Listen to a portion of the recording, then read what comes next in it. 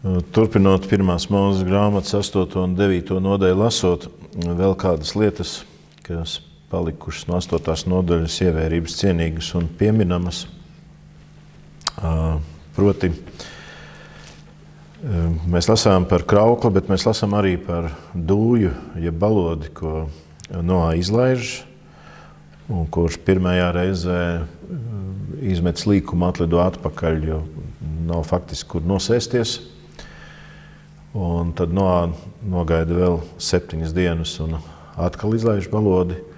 Un otro reizi viņš jau atgriežas ar olīvu zariņu, vai pareizi sakot, jaunā tulkojumā ar olīvas koka lapiņu knābī, citos tulkojumos mutē, kas ņemot vērā tādu alegorijās skaidrojumu par muti runā kā par to, no kuras nāk kaut kāds pasludinājums. Ne tik daudz no knābja, bet kā baloža mutē. Un ir tēvi, kas ļoti skaisti šo balodi salīdzina, ņemot vērā, ka tas ir mums arī tāds svētā gara simbols, bet svētais gars ir tas, kurš sapulcē baznīcu un kuram nonākot veidojās apustuliskā baznīca, apustuliskās sludināšanas rezultātā, kad Dieva gars viņus ir piepildījis un pārpildījis drosmi un dāvanām. Tā līdzīgi šis balodas ir kā tāds baznīcas simbols, kura mutē ir tā kā olīvu koka lapiņa, zaļa, tātad dzīvība nesoša vēsts. Olīvu koks ir koks, no kur iegūst eļļu. Eļļa ir tā, ko mēs lasām kopā ar vīnu, lej uz brūcēm. No vienas puses, lai tīrītu vai dezinficētu, no otras puses, lai mīkstinātu un dziedinātu. Tā arī vēsts, ko baznīca nes, līdzīgi tai lapiņai dūjas vai baloža mutē, kā vēsts, kas nāk no baznīcas. Lai šķīstītu cilvēku, dot pamudinājumu šķīstīties, un vienlaicīgi arī kā eļļa, kā vēsts, kas dziedina, kas sludina grēku piedošanu, kas sludina Dieva apžēlošanos, kas sludina mieru, kāds ir nodibināts starp debesīm un zemi. Un trešajā reizē jau balodas neatgriežas, kas jau ir kā zīme Noā, ka zeme ir tik pietiekoši nosusinājusies, kad uz tās jau var iziet. Un mēs jau esam to runājuši agrāk, bet te mēs redzam 8. nodaļā, ka iziešana notiek jau tajā apgrieztajā kārtībā vai izmainītajā kārtībā, ka ja ieiet Noā un viņa dēli, ieiet Noā sieva un vedeklis, Noās vedeklis, tad ārā nāk Noā un sieva, un ārā nāk dēli ar savām sievām, kas mums bija tāds norādījums un aizrādījums, kad šķirstāvus plūdu laiku tiek ievērots tāds gavēnis, kādu apustulis Pāvils piemin, gavēnis, ko pazīst laulātie, kad uz lūkšanas laiku vīrs atturs no sievas un sieva no vīra, tā arī viņi šķirstā gavē, jo kā var negavēt un kā var liksmoties vai nebūt noskumuši brīdī, kad iet bojā visa pasaule un visa dzīvā radība, izņemot viņus. Un tāpēc tā ārā nākšana jau te ieskicē to, ka viņi nāk, lai dzirdētu to, ko jau lasīsim 9. nodaļā, to atkārtoto pavēli augļoties un vairojieties, atkārtotā tai nozīmē, ka tas pirmo reizi tika sacīts Ādamam un Ievai, un tagad tas tiek atkārtots jau pavēles formā priekš Noā.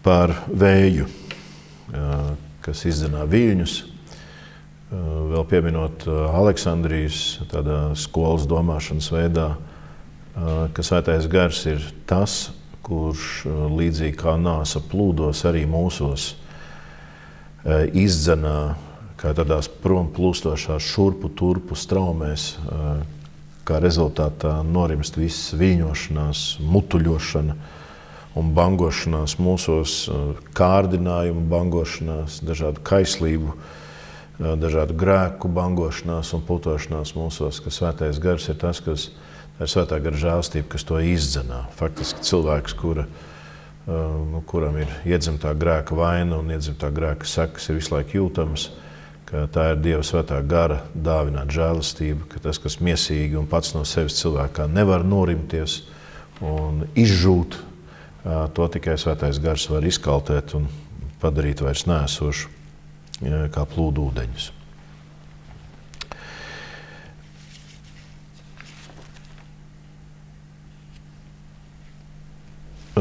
Tad mēs lasām tālāk jau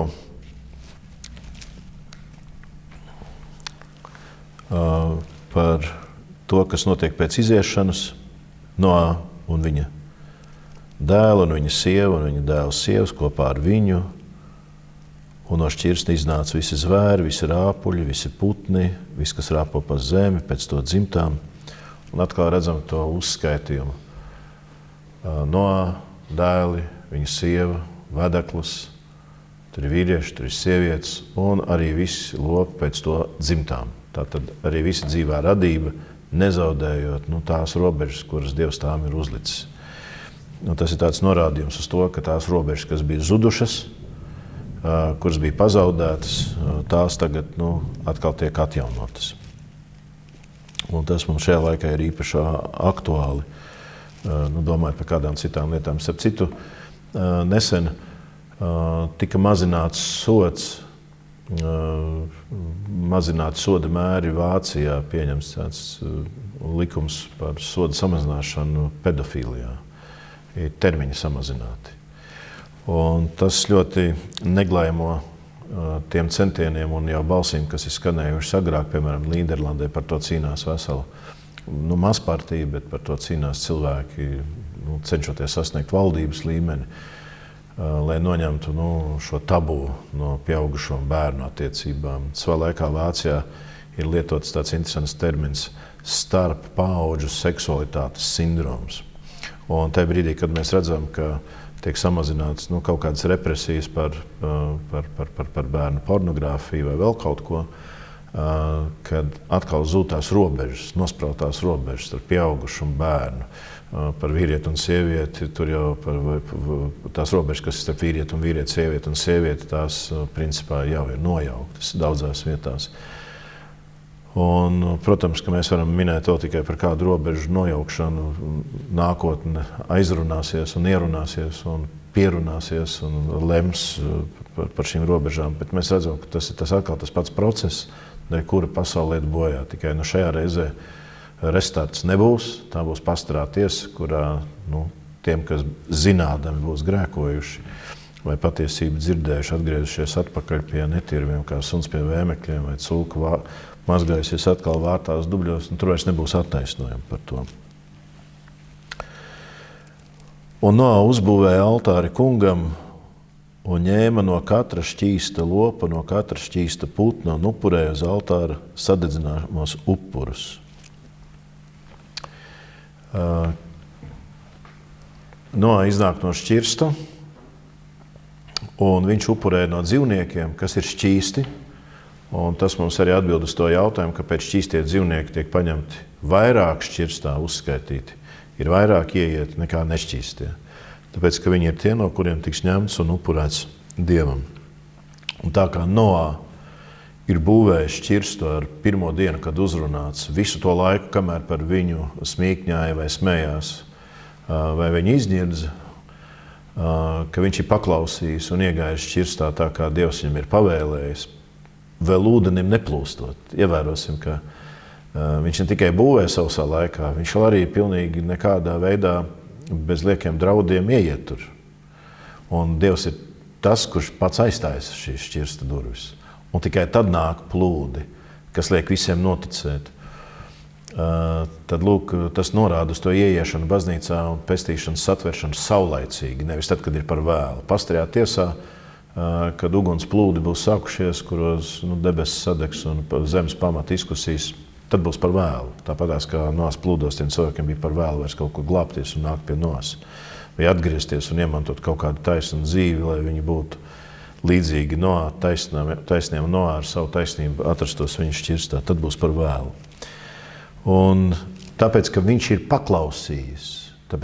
paklausījis ar pirmo dienu līdz tam brīdim, kad viņš ieiet šķirstā un sākās plūdi, tāpēc, ka viņš ir paklausījis un viņš iznāk ārā šīs paklausības un uzticības Dievam dēļ, viņa upuris ir patīkams. Viņš pienes upuri, kurš Dievam ir tīkams. Šo dzīvnieku upurēšana rada dūmus, kuru smarža ir patīkama. Kāpēc? Tāpēc, ka šo upuri caurvīja, un tas tiek pienests ar taisnā Noā rokām, ar paklausīga Dieva cilvēku rokām. Un tad mēs varam redzēt arī pretējo, ko daudz tēvu kādreiz māca un stāsta, kā tas ir, ka tu lūdz Dievu vienlaicīgi darot pretējas lietas Dievam, un tad daži saka, tas ir tā kā liet ūdeni no akas caurā spainī, vai tas ir tā kā caurā makā bērt, vai caurā krājkasē krāt naudu, bērt iekšā, viņa kaut kur birst ārā. Vai tā kā caurā maisā labību bērt iekšā, viņa kaut kur krīt ārā. No vienas puses tu lūdz, no otras puses kaut kur pazūd. Tāpēc Noā upuris ir patīkams. Jā, viņš netiek izkaisīts kaut kur Dievam netīkamā veidā. Atcerēsimies, Kaina upuris nebija tīkams, jo viņš pienesa greizsirdīgs būdams un ar tumšu sirdi tajā laikā, kad Ābela upuris bija pavisam atšķirīgs. Kāpēc? Ābeles sirds dēļ. Bet ne tikai tāpēc. Mēs par to esam runājuši un neatkārtosimies. Un Dievs redz šo upuri, tīkamo smaržu, un saka, es vairs nenolādēšu zemi cilvēka dēļ. Tad Dievs apsola, ka šāda plūdi vairs nebūs. Cilvēka sirds domas ir ļaunas kopš viņa jaunības, citur lasām no mazotnes. Un es vairs neapkaušu katru dzīvu būtni, kā es to darīju. Visas zemes dienas, visas zemes dienas vairs nemitēsies sēja un pļauja. Tad visās dienās, kas uz zemes būs, augstums un karstums, vasara, ziema, diena un nakts, kā mēs to iepriekš lasījām. Cilvēka sirds ir tāda, ka viņa vērst uz ļaunu, un tā kā tas nemainās, tad būs pavisam cits risinājums tam. Pirms pastarās tiesas Dievs atkal parādīs savu žēlastību līdzīgi kā Noā šķirstā, Dievs parādīs glābšanu baznīcā. Un viņš ir nolēmis to darīt. Un visai vecajā derībā caurē mēs tālāk redzēsim, kur runa ir par Mesiju un par baznīcu, kurā Dievs sagatavos pestīšanu. Un tālāk lasām, ka tad, kad viņš ir iznācis un cēlis altāri, viņš ir izdarījis to, kas Dievam ir tīkami, bet mums atkal tas ļauj padomāt par sevi, par altāra celšanu, par to, ko viņš ir izdarījis vispirms. Kas ir tas pats pirmais, ko viņš dara. Un te mums ir vietā atcerēties, piemēram, tādas Jēzus vārdus un svēto apustuļu vārdus, ko lasām vēstulēs, kur Jēzus pats saka, vispirms dzenieties pēc Dieva valstības. Vispirms. Ja? Tad visu lietu priekšā un pašā sākumā, pirms visa, lai stāv Dieva valstības redzēšana. Tas ir tā kā Noās. Viņš iznāk ārā, pirms viņš sāk kaut ko stādīt, pirms viņš kaut ko novāks, pirms viņš kaut ko sāk būvēt priekš sevis. Viņš pirms uzceļ altāri, un pirmais auglis, ko viņš nes, ir upuris dzīvniekam. Ir dzīvnieku upuris, ko viņš upurē Dievam. Tas ir pirmais. Mēs arī lasām tādu norādījumu, kas ir visu pirms, kādā veidā ir jārīkojās, kas ir pirmās lietas, vai, piemēram, lūdziet un jums taps dots. Meklējiet, tad jūs atradīsiet. Klauvējiet, tad jums taps atvērts. Tad, ja tu meklē, tad tu meklē. Bet pirmā lieta visām mūsu aktivitātēm ir, ka tas ir ar Dieva svētību. Tas ir visu pirms meklējot izlīgumu ar Dievu. Apostols Jēkabs to saka, un Jēkaba vēstulē mēs to lasām, kur viņš saka, jums nav tāpēc, kāpēc? Tāpēc, ka jūs nelūdzat. Tālāk viņš saka, jūs lūdzat, un jums vienalga nav. Kāpēc? Tāpēc, ka jūs lūdzat, lai šķiestu savās kārībās. Tātad pat lūkšanai priekšā stāv cits motīvs. Es kaut ko gribu šķiest, es kaut ko gribu savā cilvēciskajā miesā prātā piepildīt un realizēt, un, lai man tas labāk izdotos, tad kā nākošā lieta manai iecerē nāk, tad es lūkšu pēc tā, tad es palūkšos. Apostols Jēkabs saka, jums nav tāpēc, ka jūs nelūdzat. Pat ja jūs lūdzat, jums nav tāpēc, ka jūs to primāri, visu pirms, darat ar pavisam otršķirīgiem mērķiem. Un te mēs redzam šo te altāru principu. Vispirms Noā uzceļ altāri. Vispirms ir lūgums pēc svētības. Arī Kristus pats, kad māca cilvēkus, viņš uzdod pretjautājumu, kā tu lasi, kas bauslībā ir rakstīts. Viņam saka, mīli Dievu no visas savas sirds, savu prātu, visu savu spēku un tuvāko kā sev pašu. Un šis ir pirmais un augstākais bauslis, un otrais ir šis, ka tuvākais jāmīl. Tad atkal tas pats princips, ka vispirms altāris ir Dievu priekšā jāuzceļ. Viss sākas ar altāri.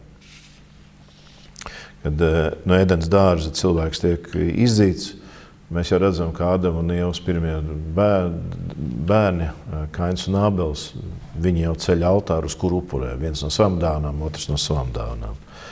Tad pirmkārt ir svarīgi, lai būtu izlīgums ar Dievu, un lai Dievu un cilvēku starpā nestāvētu kaut kādi šķēršļi, kas neļauj Dievu mieram, neļauj Dievu svētībai, nonākt pār cilvēku. Un ja es ceļu altāru, tad tas var nozīmēt, ka es meklēju izlīgumu, sūdzu grēkus. Ja es ceļu altāru un es esmu sūdzējis grēkus, es nesu kaut ko Dieva godam no sevis, lai parādītu savu uzticību viņam, savu paklausību viņam. Un vienlaicīgi es lūdzos, lai arī tam seko tās lietas, kas ir manam tuvākajam un visam, ko Dievs manai rokai ir piešķīris un nodevis. Un nav ko brīnīties, ka ļoti daudzu cilvēku privātajā dzīvē un veselu nāciju dzīvē nav svētības. Kāpēc? Tāpēc, ka altārs ir kaut kas sekundārs, kaut kas otršķirīgs. Un ne tikai, tā definēts kā otršķirīgs, bet arī uzlūkots pēc būtības kā otršķirīgs. Ka, ticība ir kaut kas, kas cilvēkam var būt, var nebūt. Dievbijība ir kaut kas, kas ir pie brīvībām pieskaitāms, bet ne tā primārā vai augstākā lieta.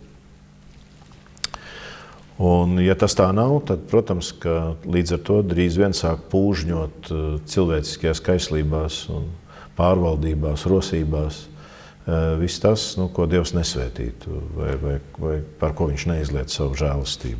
Vienkārši nedot tam nekādu savu svētību. Tāpēc pirmais ir altāris. Un altārs tas nozīmē zināt Dieva gribu, un altārs nozīmē ne tikai kaut ko Dievam atnest, bet paklausībā pieņemt arī no viņa to, ko viņš uztic, liek, pavēl, mudina un visādi citādi virza mūsu prātu, mūsu sirdi, mūsu domāšanu un mūsu dzīvē arī rīcību. Tas ir ļoti, ļoti svarīgi. Altārs nav fakultatīvs. Tā nav nekāda fakultatīva lieta. Arī tiem cilvēkiem, kuri baznīcā līdzīgi nešķīstiem dzīvniekiem, tas ir viens no labošanās ceļiem un veidiem. Ja es ienācu baznīcā, par sliktu nenāks. Gal galā mēs visās paudzēs esam baznīcai piederīgi.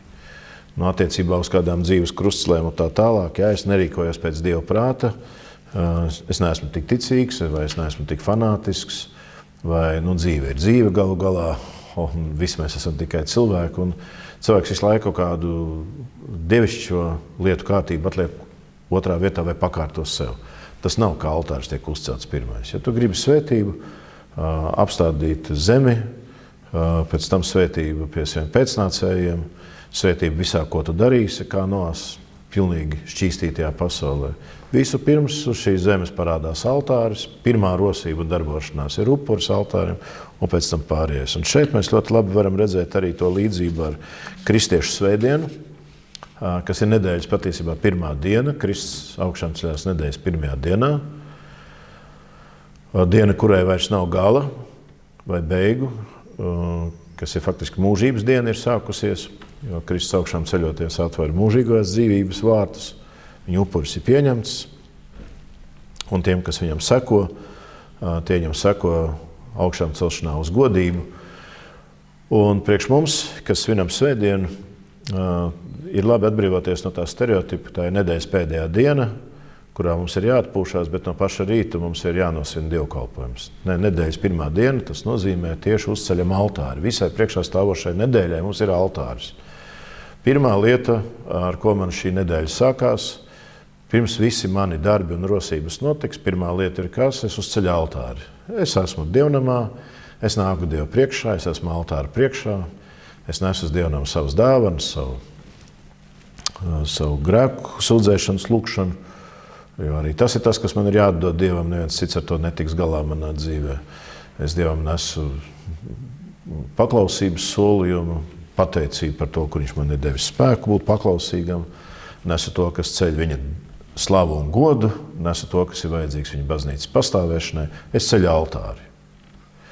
Pirmais, ko es jaunajā nedēļā daru, ceļot altāri, pirms es klausīšos darba devēja pavēles, pirms es klausīšos bērnu žēlošanos vai prasības, pirms es klausīšanos citu cilvēku domas un uzskatus, pirms es dzirdēšu visādas lietas, ko man māca vai aizrāda vai pārmet, pirms es to visu dzirdēšu, pirmā lieta, es svētdienā dzirdu Dievu vārdus. Pirmais, kas manu dvēseli piepilda, caur manām ausīm man ienāk, tie ir Dievu vārdi, tas, kas nāk no Dieva. Pirmā lieta ir altāris.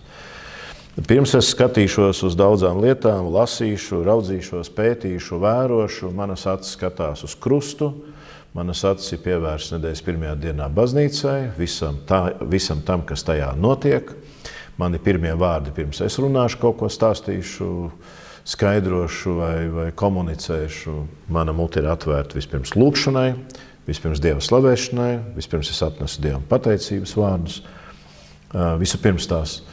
Pirms es vispār kaut ko nedēļā daru, mani soļi, manas kājas, manas rokas, visi mani žesti ir baznīcas soļi, baznīcas žesti.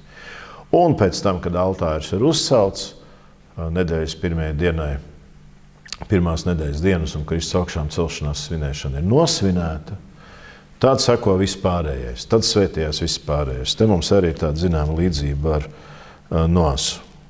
Tāda, manuprāt, ļoti skaista līdzība.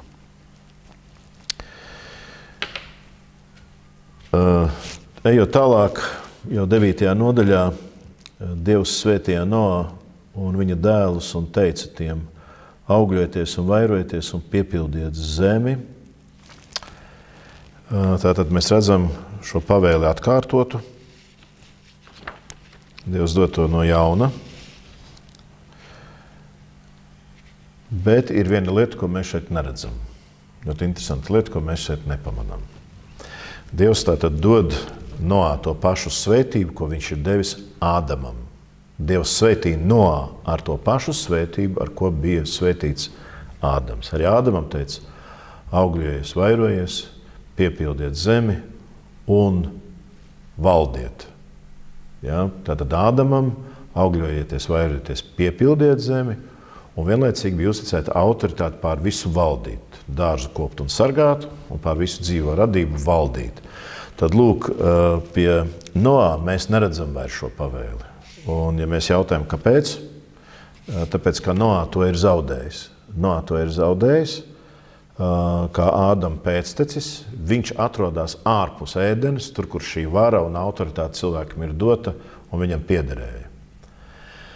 Tātad Dievs no jauna liek piepildīt zemi, augļoties, vairoties, bet tai pašā laikā viņš nedod to pilnvarojumu kādu Ādamam. Kāpēc? Tāpēc, ka tas, kurš to atjaunos, kurš atkal būs pāri visu virs zemes, tas būs Kristus. Un to mēs lasām 1. Korintiešu vēstulē, 15. nodaļā, jo tas viņam ir visu nodevis zem viņa kājām.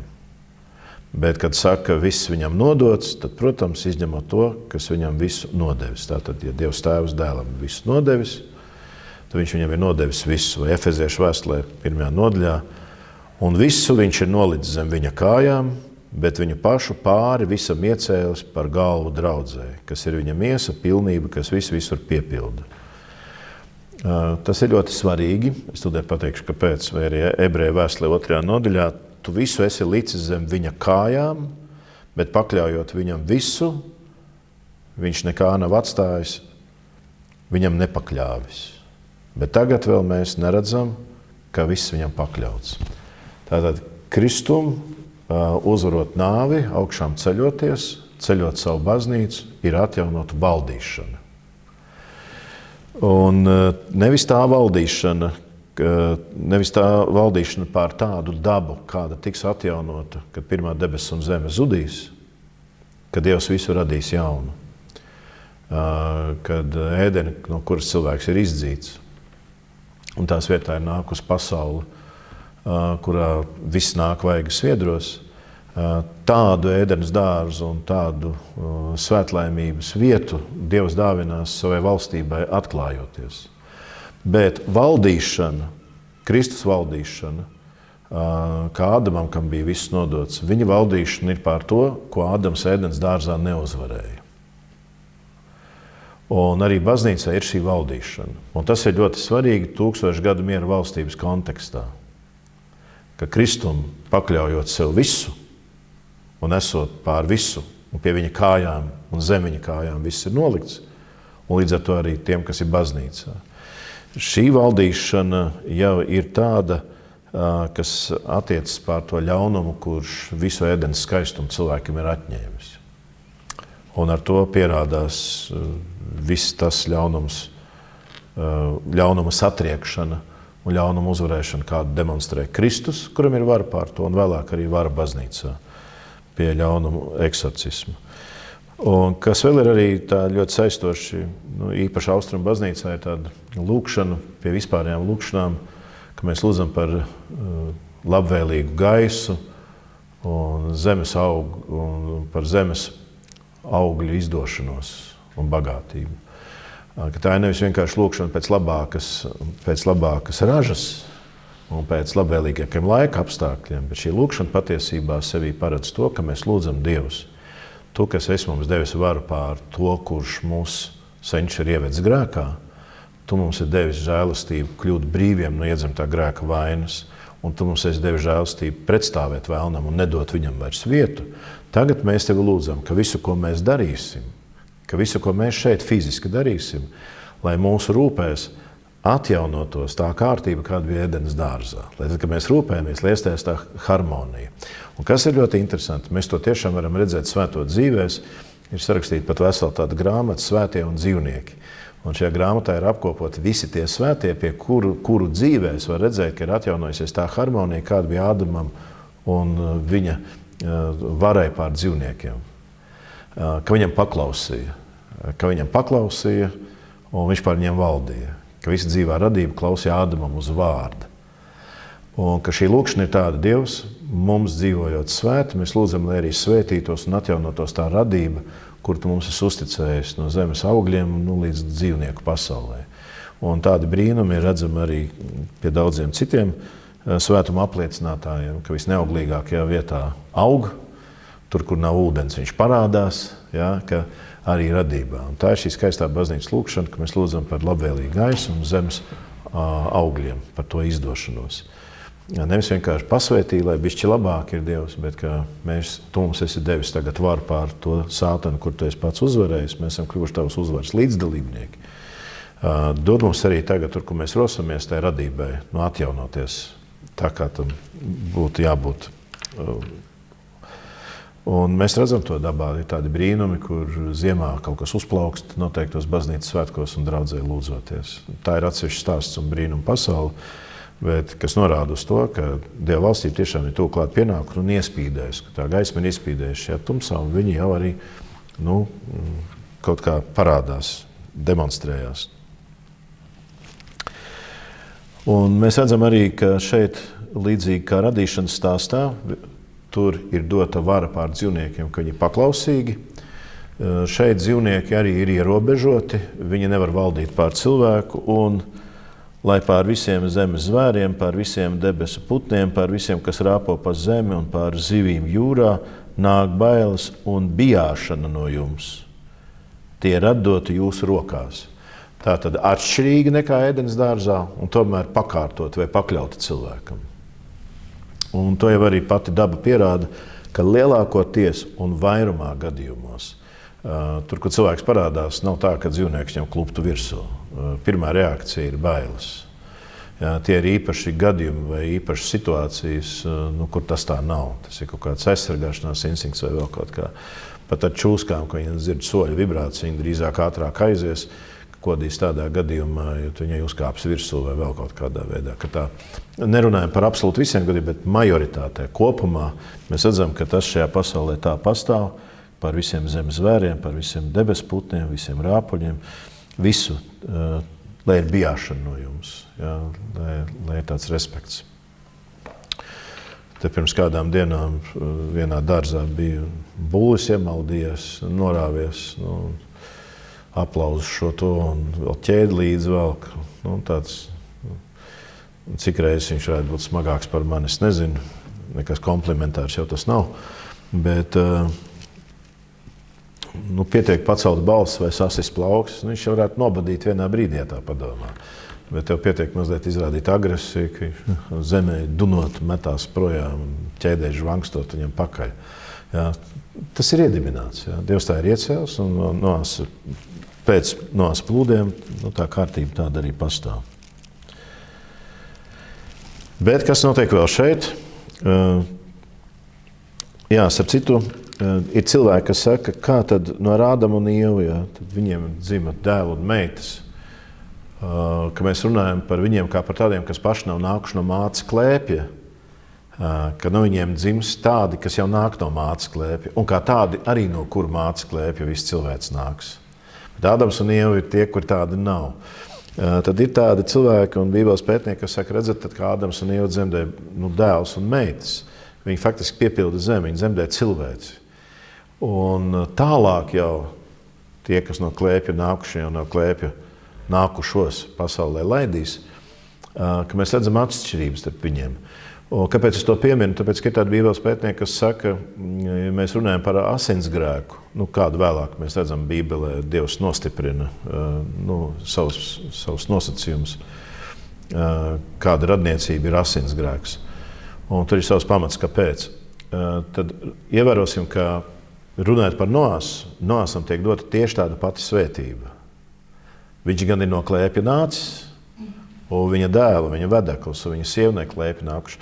Bet viņam tiek dots tāds pats sākums, negribās lietot žargonu atražot vai piepildīt pasauli. Kāds ir Ādamam? Viņš saņem tieši tādu pašu svētību, kur varētu būt arī balstīt atbildi tiem cilvēkiem, kas vienmēr ļoti rakņājās tajā asins radniecībā un asinsgrēka jautājumā. Viņam tiek dota tāda paša svētība. Līdzīgi kā Ēdenes dārzā, viņam tiek dota zināma vara, bet jau dzīvniekiem baidoties par visu dzīvo pasauli. Bet vēl ir kāda lieta par dzīvniekiem runājot.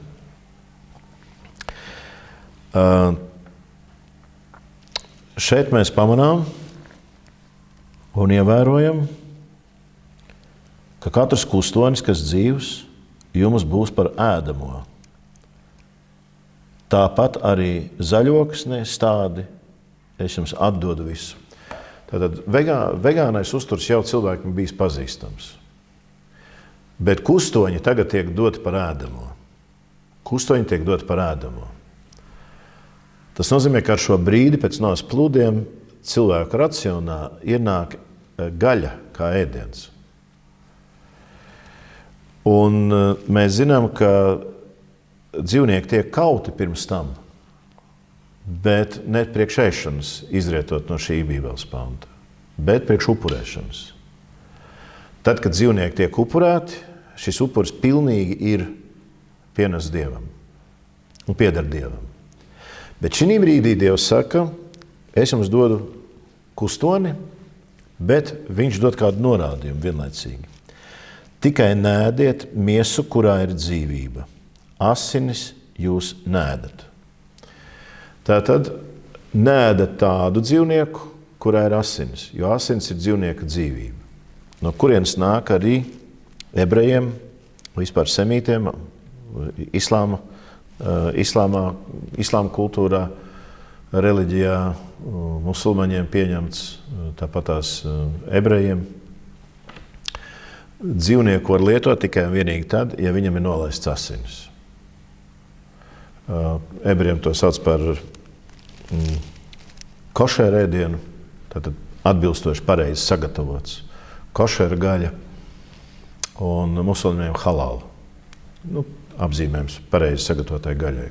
Kas ir košeram un halālam kopīgs? Kopīgs ir tas, ka abos divos gadījumos tā ir runa par gaļu, kur dzīvniekam pirms tam asins ir nolaistas.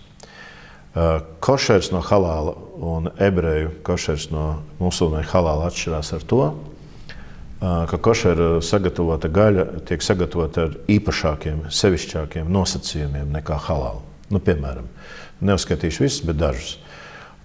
Piemēram, košera dzīvnieka gaļa ir tāda, kurā dzīvnieks nokaušanas brīdī vai pirms nokaušanas neredz citu dzīvnieku nokaušanu. Ja. Šī nokaušana nav kaut kāda, ar kaut kādām mokām vai sāpēm pavadīta. Proti, piemēram, ja tas ir jērs, tad jēriņa rīklē ir jābūt pārgriezta ar ļoti asu nazi zibenīgi ātri. Tas ir apmēram tā, kā kad mēs iegriežam ar papīra malu vai žileti. Tas ir ātri, pirmajā brīdī nejūtami, toties pēc tam ir milzīgs asins plūsma. Respektīvi, ja tāds dzīvnieks tiek nokauts, viņš neredz citus, ja, viņā nav tā baiļu un dzīvnieciskā stresa, kas redzot citus, un ja viņa nokauj, tāpēc arī kā jērs, kur ved uz nokaušanu, tā teikts. Ja. Kāpēc? Pēc, ka jēriņu vienkārši ved, un tad vienā brīdī vietā, līdz kurai viņš ir vesels, lai viņu nokautu, viņam zibenīgi pārgriež kaklī, un tad sirsnīgi pat izpumpē tās asins jau, kuras viņai nedrīkst būt laukā. Halālā, ko dzīvnieks pats sirdī pukstot ir izpumpējis, tas ir izpumpēts. Košera gaļa atšķirās ar to, ka tā kā tur vēl kaut kāds asins daudzums paliek, tomēr tad viņi ieliek tādā salsūdenī, lai viņš pilnīgi atārda nost. Tad lūk, Dievs dod tādu norādījumu. Te ir atkal, tā kā Edens dārzā jūs drīkstat visu ēst, no visu, ko es ļauju ēst, jūs drīkstat ēst, izņemot vienu lietu nedrīkst ēst. Šeit arī parādās aizliegums. Tagad es jums ļauju bez zaļoksnes, no tā, kas ir vegāns uzturs, ēst arī gaļu, bet es jums atkal lieku aizliegumu. No visu, ko jūs ēdīsiet, arī tagad no visa, ko jūs ēdīsiet gaļu ēdot, šī gaļa nedrīkst būt tāda ar asinīm iekšā. To jūs nedrīkstat lietot. Un Svētais Jāna Zelta mute saka apmēram tā: gaļa jums, cilvēkiem, asins pieder man. Ja? Es esmu dzīvības avots, es esmu tas, kurš dod dzīvību. Un ja asinīs ir dzīvnieka dzīvība, tad šī dzīvība ir mana. Jūs to nedrīkstat uzņemt. Tas pieder man. Ja uz altāra tiek nolaists asins, tad tās ir manas. To apdedzināto gaļu jūs varat mājās jau kā teiksim, svētku svinību un Dievam pienestu upuru gaļu ēst.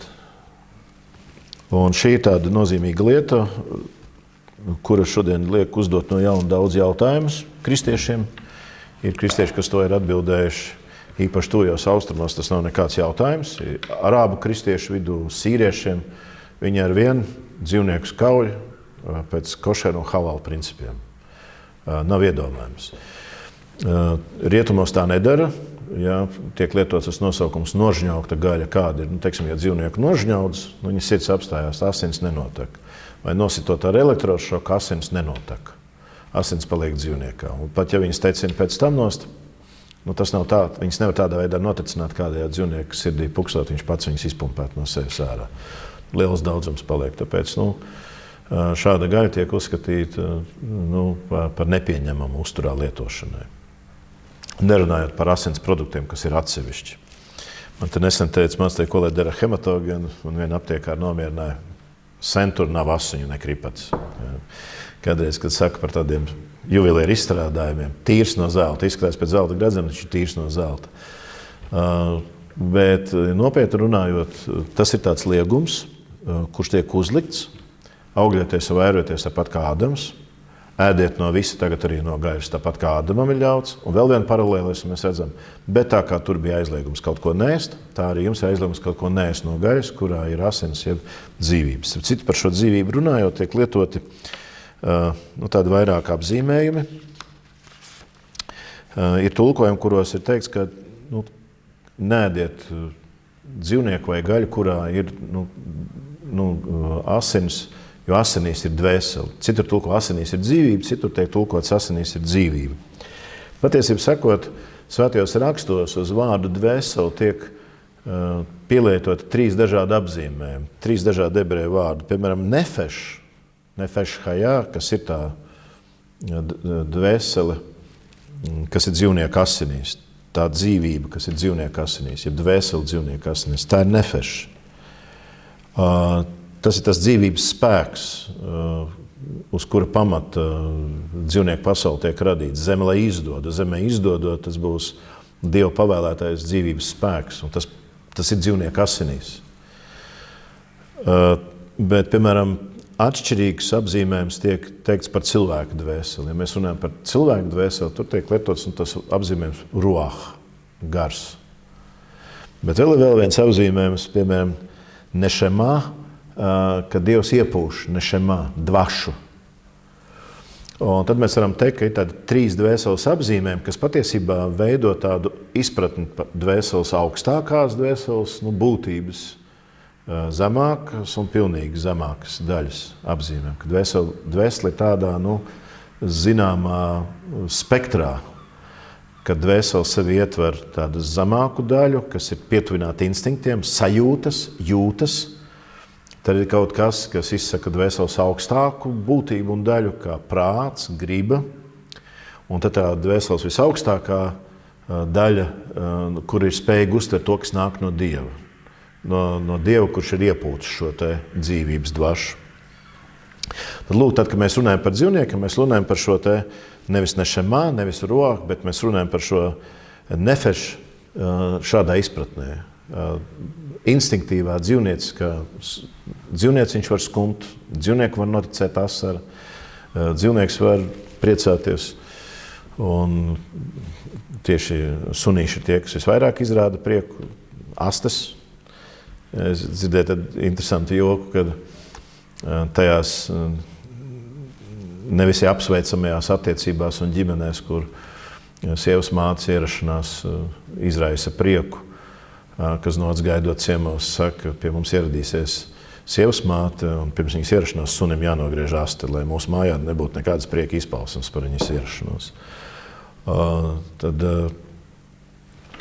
tā ir tā dzīvnieka dvēsele. Šodien kādreiz cilvēki saka, dzīvniekam ir dvēsele vai nav. Viņiem ir šī nefeš, tā dzīvība, kura nav prātīga kā cilvēkam dvēselē, kura nav sensitīva pret to, kas nāk no Dieva.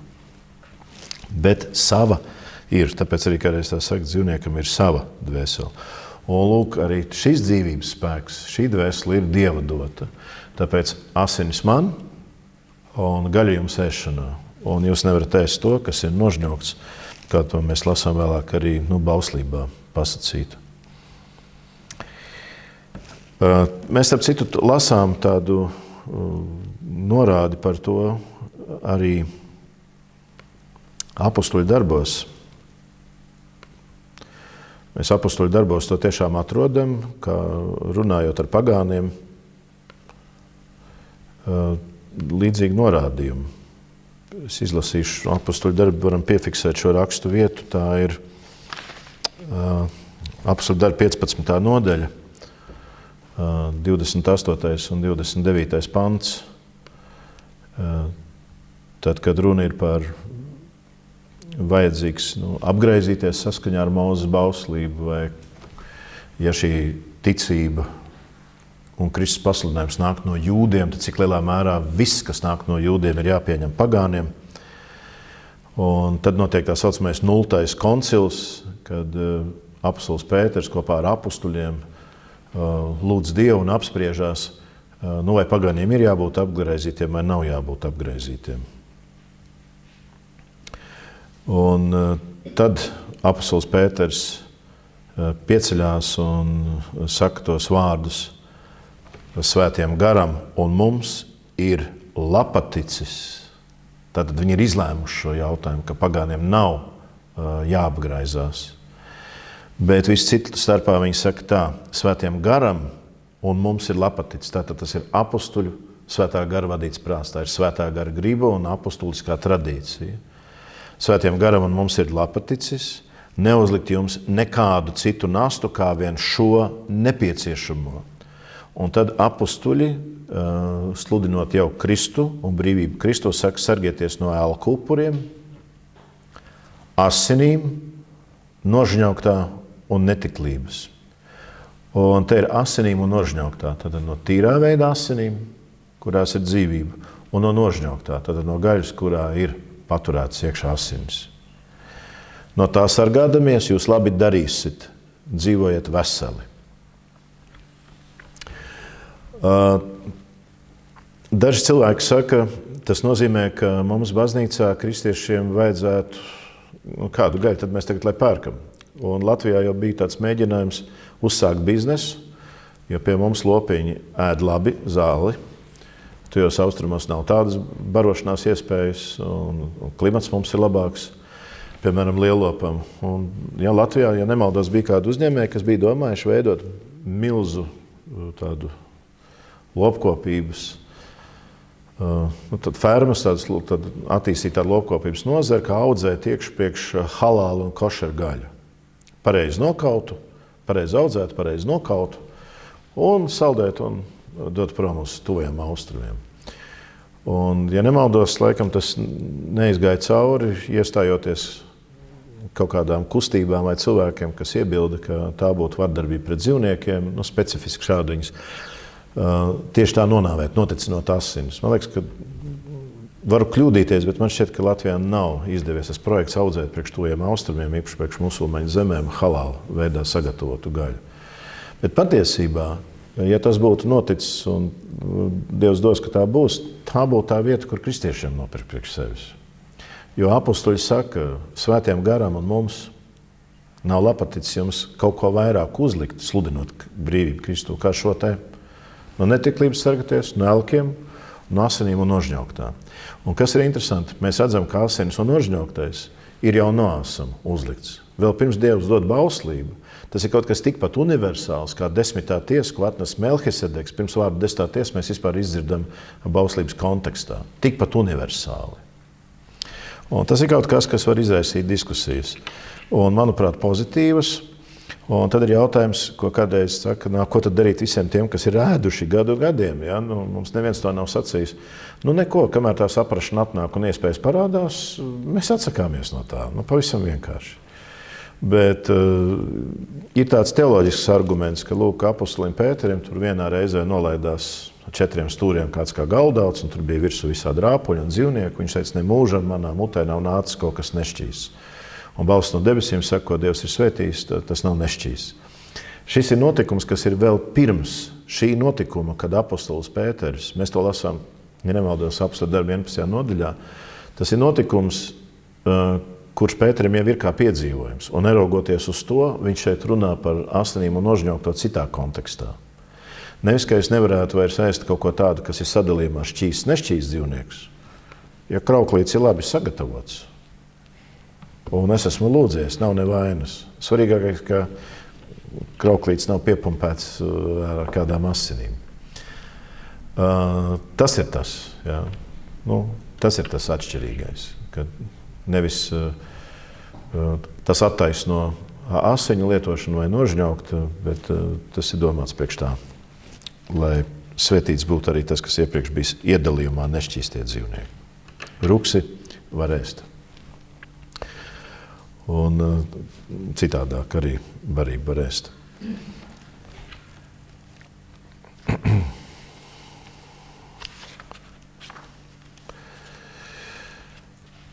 Tālāk mēs redzam nākošo, ka šajā nodaļā tāda liela sadaļa. Taču par jūsu asinīm un par jūsu dzīvību es atprasīšu no katra zvēra un cilvēka. Tātad šeit tiek nostiprināts nāves sods. Es atpratīšu cilvēka dzīvību. Tātad es prasīšu norēķinu par cilvēku dzīvību. Kas cilvēka asinis izlēja, tā asinis izlies cilvēks, jo pēc Dieva tēla viņš cilvēku taisīja. Bet jūs augļojieties un vairojieties, muģiet virs zemes un vairojieties uz tās. Un Dievs teica Noā un viņa dēliem, un redzes celšu savu derību ar jums un ar jūsu pēcnācējiem pēc jums. Kāpēc Dievs atprasīs, piemēram, cilvēka asinis no dzīvnieku? Bauslībā ir arī rakstīts, piemēram, ja cilvēka nobada, vērsis nobada, tad šādu dzīvnieku nokauja. No kā ir arī tāda veca tradīcija paudžu paudzēs bijusi, kā Rīgā tur tie cīņu suņi speciāli apmācīti, tāda šķirne vienam bērnam faktiski nokoda visu seju. Knapi dzīvs palika. Tur nesen lasīju viena angļu rakstniece, kaut kur bija rakstīts arī saplosīja. Un ne pirmo reizi tas dzīvnieks ir ticis brīvībā un sakropļojis citus cilvēkus. Vecos laikos bija tā, ja šādā veidā sakropļo, tad visticamāk atnāca vietējais mednieks ar bisu un pielika punktu. Tas bija nerakstīts likums. Šodien cilvēks faktiski ar restaurētu seju var tiesāties, cik grib, un tur jums stāvēs veselu zaļo vai dzīvnieku aizsardzības biedrību pretīm. Tas ir iekārtots šeit. Ja asinis, tad asinis. Un ja vienā reizē tas ir noticis, tad tur par otru mēs vairs neapcerēsim. Un tas ir vēl viens tāds pseidohumānisms, ja, kurā cilvēki iekrīt, ka nevajadzēja tur kaitināt vai vēl kaut ko. Ir reizes, ka nevajag tiešām to darīt. Tu bāzi rokas iekšā, tu neviens dzīvnieks bojā neiet. Bet ja tavs dzīvnieks ir izsprucis vai tevis nepieskatīts, nedod Dievs atņemt dzīvību vai sakropļojas, parasti bija bis un miers. Un šī brīdī es atraušos teikt, ja jūs tā nedomājat, jums ir izvarotas smadzenes ar pseidohumānismu. Jau kaut kur vairs nav Dieva taisnības un no debesīm nākušas lietu izpratnes. Kaut kas ir izskalots ārā. Uzmanīgi. Rakstos ļoti skaidri teikts. Pat apostols Pāvils, runājot par nāvessodu, saka, valsts nes zobenu. Ja Kristus ir baznīca, kas piedod, tad tas nenozīmē, ka valstī vai pasaulē ir atņemts zobenu, ka Dieva princips, ka asinis tiek atprasītas. Bet tad, kad sekulāra, grēcīga sabiedrība sāk izturēties kā žēlsirdīgais Dievs, grēkojot ar Dievam pretīgiem grēkiem, atceļ nāvessodu vai vēl kaut kādā veidā, tad tas ir tāds baiss cirks, ja, tā ir tāda mērkaķošanās. Es Dievu neatzīstu, Dievu kārtību neatzīstu, bet rīkošos humānāk nekā viņš vai žēlsirdīgāk nekā viņš. Tie jautājumi ir saistīti, bet raksturvieta, kur parādās Dieva nolikts asins pret asinīm, tā ir viena lieta. Ja to prasa no vērša, tas tiks atprasīts arī no cilvēka. Un šeit mēs varam teikt, kāpēc no cilvēka tas ir jāatprasa vēl vairāk. Tāpēc, ka dzīvnieks to izdara, kā dzīvnieks, bez saprašanas, instinktīvi, klūpot virsū, aizsargājot sev vai saniknots. Tad cilvēks jau nekauj otru bez saprašanas.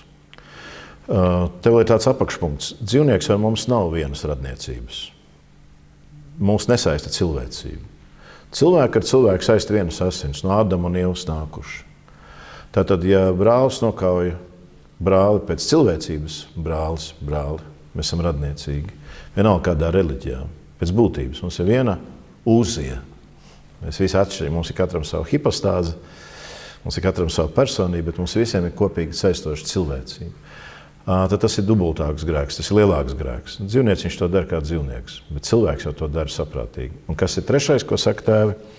Ja vēl to dara vienā ticībā vai, teiksim, vienā pestīšanā saistīti cilvēki, vienā šķirstā dzīvojuši, vienā baznīcā esoši, cilvēkam Kristus ir kungs, un otrs, kam ir Kristus kungs, ja tāds vēl atņem dzīvību, tad tas ir trīskārši smagi, trīskārši noziedzīgi.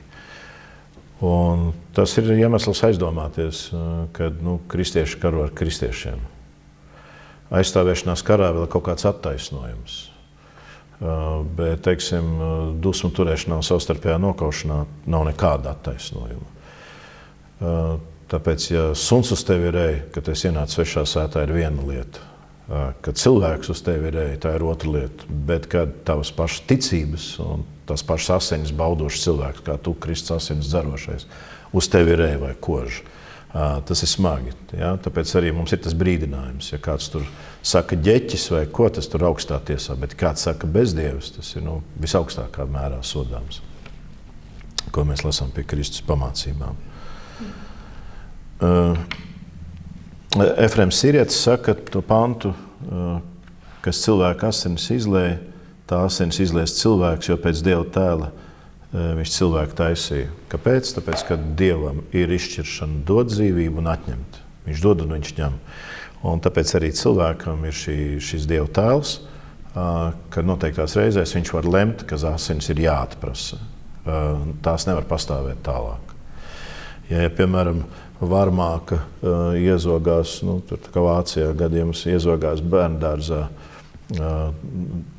pat neizvaro nogalina vienkārši bērniņus kaut kādus, un pēc tam viņa advokāts iztiesā, ka viņa pastaigas laukumā ir pārāk necilvēcīgi augsts žogs, un panāk to, ka šo žogu samazina, viņš pārkāp otrais pāri un izdara otrais to pašu, tad tās ir sekas tam, ka pirmajā reizē viņa asinis nav atprasītas.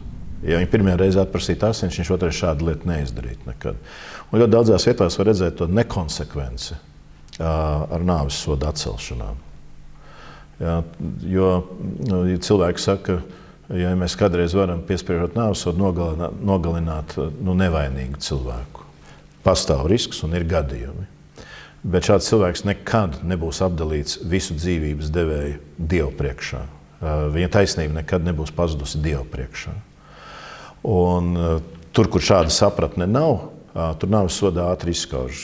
Leons Gabriels Taivāns, vēsturnieks, baznīcas vēsturnieks, viņš saka, jo sekulārāka sabiedrība, jo dramatiskāka, nervozāka un slimīgāka attieksme pret nāves sodu. Kāpēc? Tāpēc, ka viss, kas mums ir šī nīcīgā bojājošā pasaule, viss labums, kas mums ir mirstīgs. Tāpēc mēs turēsimies pie tā peldošā noās plūdos uzpūstā ķermeņa lopa vai cilvēku. Mēs turēsimies pie tā līdz pēdējiem, jo cita nekā nav. Tikko cilvēkam ir mūžīgās dzīvības un dimensija, viņš skatās citādāk uz lietām. Viņa fiziskā zudošā dzīvība nav augstākais mērs, kas šai dzīvē ir. Bet tieši tāpat var jautāt no otras puses. Ko mēs darīsim tajos gadījumos, kad pataupīti cilvēki ar atceltiem nāves sodiem atkārto savus noziegumus 2 un pat 3 reizes. Un kāpēc tas vispār var notikt? Tāpēc, ka nav šis princips, ko Dievs iedibina. Izlietām asinīm, neprasa pretīm. Un pēc Dieva tēla viņš ir radīts, tāpēc, ka Dievs var dot, Dievs var ņemt. Un atbilstošos gadījumos Dievs saka, rīkojieties tā. Un arī cilvēku vidū šis taisnības princips ir iestādīts. Nezinu, vai ir kādi jautājumi šo Bībeles stundu, klausoties kādiem cilvēkiem, vai tādi rodās, bet parasti šie ir jautājumi. Košers un halāls un nāves sods, ka tūdēļ sabiedrība aizdegās. Par veidu, kā dzīvnieki tiek nokauti, manuprāt, košera princips, ka dzīvnieki neredz lopkaut vai citus, ka tas notiek individuāli ar viņu bez liekas stresa radīšanas, kas arī neizmet gaļā no asinīm milzīgu daudzumu mums nevajadzīgu dzīvnieku pārdzīvojumu, kurus mēs pēc tam apēdam un paliekam tikpat agresīvi vai dramatiski, ka tur var gan diskutēt, tas būtu humānāk un gal galā Dieva noteikts veids, nekā masveida elektrības vai vēl kaut kāda veida. Un arī būtu uz galda tīrāks, teiksim, tas uzturs, ko Dievs ir atļāvis. Tātad nāves sods mums te parādās jau skaidri un gaiši. Un tālāk lasām 8. pants. Redz, es celšu savu derību ar jums un ar jūsu pēcnācējiem pēc jums un ar katru dzīvu dvēseli, kas ar jums, ar putniem, lopiem, visiem zemes zvēriem, ar visiem, kas iznāca no šķirsta, visiem, kas virs zemes dzīvo. Tātad Dievs saka, es celšu derību. Kāds ir šīs derības saturs? Tālāk lasām. Es celšu savu derību, vairs nebūs plūdu, kas izposta zemi. Un Dievs, kad slēdz derību, viņš dod kaut kādu zīmi. Piemēram, pie Dieva derības ar Abrahāmu, tur ir apgraizīšanas zīme. Mums arī baznīcā jaunās darības cilvēkiem ir savas zīmes, ko Dievs dod. Mums ir kristība kā zīme, mums ir svētā gara zīmoks kā zīme pie mums atpestītiem. Tad es slēgšu derību, derības satvers plūdu vairs nebūs, bet nevis vispār plūdu vairs nebūs, bet vispasaules plūdu vairs nebūs. Un zīme tam būs varavīksne, ko es likšu pa debesīm. Savu loku es mākonī lieku, un tas būs par derības zīme starp mani un zemi. Un būs mans mākonis pār zemi, un taps redzams mākonī loks. Tas, ko mēs apzīmējam par varavīksni. Tā ir tā zīme, ko mēs redzam bieži, un cik ļoti interesanti, mēs viņu tieši redzam pie tā laika, kur mijās Lietavas pērkona negaiss, kur viņš mijās ar pāriešanu un saules atspīdēšanu. Tur, kad šī robeža lietas iet uz beigām un saulīte parādās, tur parādās varavīksne. Un, protams, ka ir cilvēki, kas saka, tā ir tāda meteoroloģiski izskaidrojuma zīme, kas pateicoties noteiktiem meteoroloģiskiem apstākļiem, tur veidojas tā tālāk. Bet, kāpēc šāda zīme veidojas? Tāpēc, ka Dievs to tā iestādīja. Kāpēc mums ir tāds zemes pievilkšanas spēks? Tāpēc, ka Dievs radot zemi tādu nostiprināja. Viņi var mērīt un pierādīt, bet tas nenozīmē, ka šis pierādījums pierāda, ka tāds eksistē. Viņš eksistē pat pirms pierādījumiem. Pat pirms medicīnas attīstības cilvēkā pastāvēja visi tie orgāni un ārstēšanas iespējas, kas cilvēkā kā Dieva radībā jau bija. Un arī derības zīme tieši tādā pašā veidā. Ja? Tieši tādā pašā veidā. Es celšu savu derības zīmi, un plūdu vairs nebūs.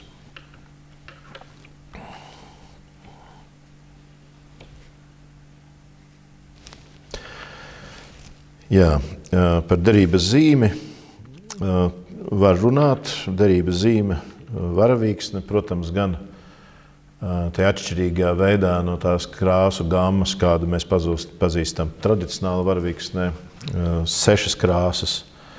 6 krāsu no varavīksne ir kā tādu savu identitātes, atpazīstamības zīmi pasaulē pieņēmusi LGBT ideologu un praktiķu kustība, tādā veidā simbolizējot to krāsainību, seksuālās identitātes, orientācijas, krāsainību un dažādību.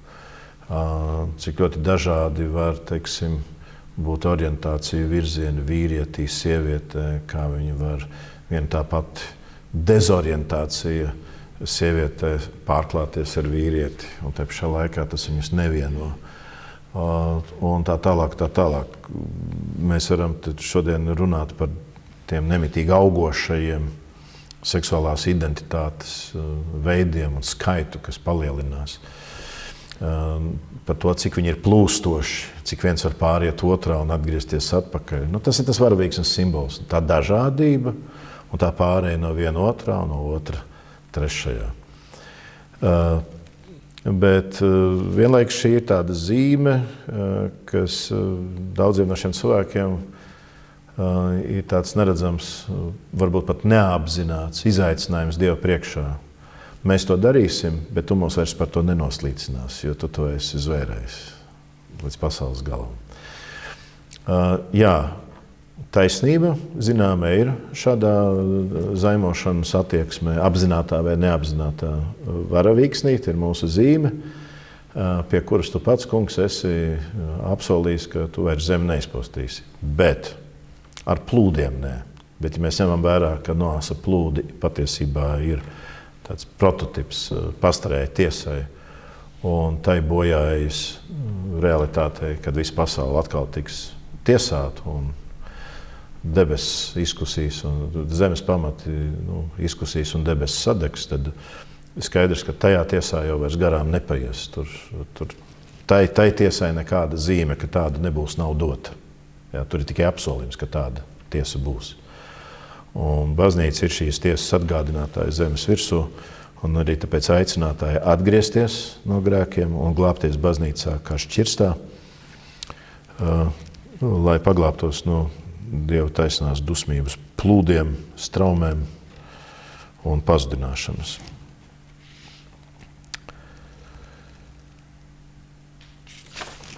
Jā. Te mēs arī vēl varam pieminēt, kad līdz ar Noā, kad iziet dzīvnieki, arī viņi saņem savus tos norādījumus. Tas nozīmē, ka visa radība tiek atjaunota pa jaunu. Ādams un Ieva, viņa vietā Noās un viņa sieva, dēlu un vedeklis, un visa dzīvā radība, kas pa pāriem, kas ar savām noteiktajām robežām ir iegājuši šķirstā, viņi tagad izklīst pa zemi un no jauna piepilda zemi. Nākamajā reizē par Noasa dēliem, par viņu vārdiem - Šēms, Hāms, Jafets, kurus arī var uzskatīt par tādiem jaunās cilvēces tēviem, par zināmām ādu krāsas un dažādu civilizāciju aizsākumiem. Un arī par to, ko ļoti bieži lasa no vienas puses ar smīnu vai smaidu, kā tad Noās var būt taisnīgs, ja viņš piedzērās, un kas ir Hama grēks, kad viņš tēvu kailu redzot neapsedz, bet vēl atklāja brāļiem, tie savukārt atmuguriski skatīdamies, lai neredzētu tēvu kailumu, atkailinātu, viņu apsedz un rīkojas taisni, par piedzeršanos, par to, ko kādu no tēviem saka, ka iespējams, ka Noā ir pirmais, kurš ne tikai vīnogas audzē un no tām iegūst, te tikai atjauno zemi, kaut ko audzējot līdzīgi vīnogas, bet no tām iegūst arī vīnu. Un ir tāda tēva, kas saka, ka šis reibums ir iestājies nevis ļaunprātīgā nodomā, bet baudīdams no tā, un ar vienu viņš nonāk šādā stāvoklī. Un ka viens no dēliem šādu stāvokli redzēdams,